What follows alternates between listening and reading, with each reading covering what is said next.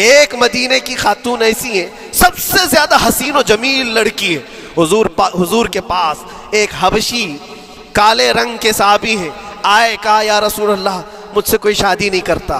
حضور نے فرمایا کہ جا میں تیری شادی کے لیے ایک جگہ پر پیغام بھیجتا ہوں، اور بھیجا اس لڑکی کے گھر۔ انصاری صحابی کی ایک لڑکی اتنی خوبصورت ہے مدینے میں، ان کے گھر بھیجا۔ یہ تو حبشی قسم کے تھے، یہ ایک پیغام لے کر کے جب آئے، ماں باپ باہر بیٹھے ہوئے ہیں، لڑکی اندر ہے۔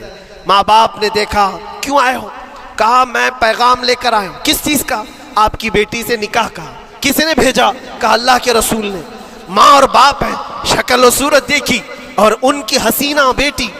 کہا ٹھیک ہے تم جاؤ واپس، ہم حضور سے بات کر لیں گے۔ اتنا ہی کہا، ٹال دیا ہوگا۔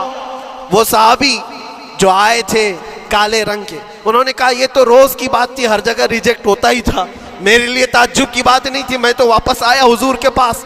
ہوا گھر میں کیا، اندر جوان لڑکی جو گھر میں موجود تھی بھر آئی۔ کہا ماں باپ سے پوچھتی ہے کہ اماں کون آیا تھا؟ کہا ایک نوجوان نکاح کا پیغام لے کر کے۔ اس خاتون نے کہا، لڑکی نے کہا آپ نے کیا کہا؟ کہا ہم بعد میں بات کر لیں گے۔ کہا آپ کو اندازہ نہیں آپ نے کتنی بڑی خطا کی ہے، اللہ کے نبی کا فرمان آیا تھا اور آپ نے ٹال دیا، میں تیار ہوں اس کے ساتھ نکاح کرنے کے لیے، نبی پاک کا حکم ہے۔ ماں باپ نے کہا بیٹا تو نے دیکھا ہے، بیٹا تو نے دیکھا جو پیغام لے کر کے آیا تھا وہ تیری میچنگ کا ہے یا نہیں، تو نے دیکھا؟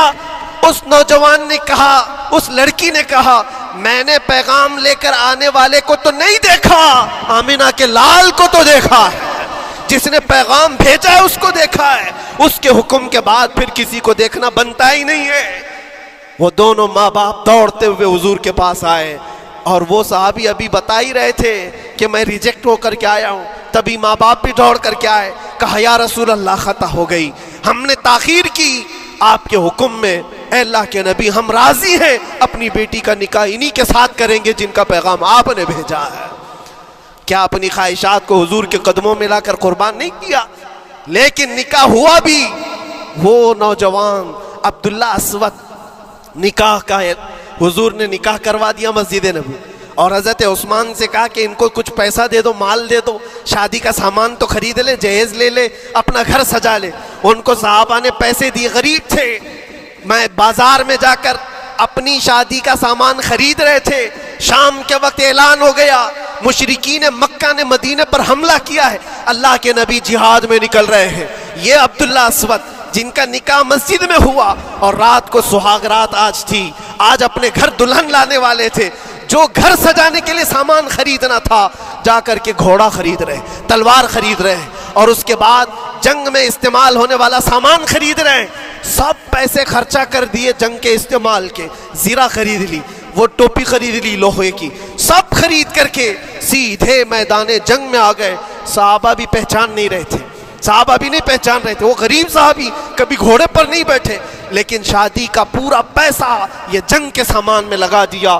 اور جب جنگ شروع ہوئی احد کی، میدان جنگ میں جب صحابہ لڑ رہے تھے، حضور پاک پوچھتے ہیں اپنے صحابہ سے، یہ ایک جوان ہے جو پورا چہرہ ڈھکا ہوا ہے، گھوڑے پر بیٹھا ہے، جوان مردی کے ساتھ لڑ رہا ہے، اے میرے صحابہ جانتے ہو کون ہے یہ؟ صحابہ غور سے دیکھتے اور کہتے یا رسول اللہ یہ مدینے کا نہیں لگتا، ہمارے آپس کا نہیں ہے، کہیں باہر سے آیا ہے۔ حضور نے فرمایا جا کے غور سے دیکھو، اس کی کالی کالی کونیوں سے میں پہچان رہا ہوں، وہ میرا عبداللہ اسود ہے، آج میں نے اس کو شادی کے لیے پیسے دیے تھے، وہ سارے پیسوں سے یہ جنگ کا سامان خرید کر کے لایا ہے۔ شام ہونے سے پہلے خبر آئی عبداللہ اسود کو ظالموں نے شہید کر دیا تھا، قتل کر دیا تھا، اور وہ مٹی میں گرے ہوئے تھے۔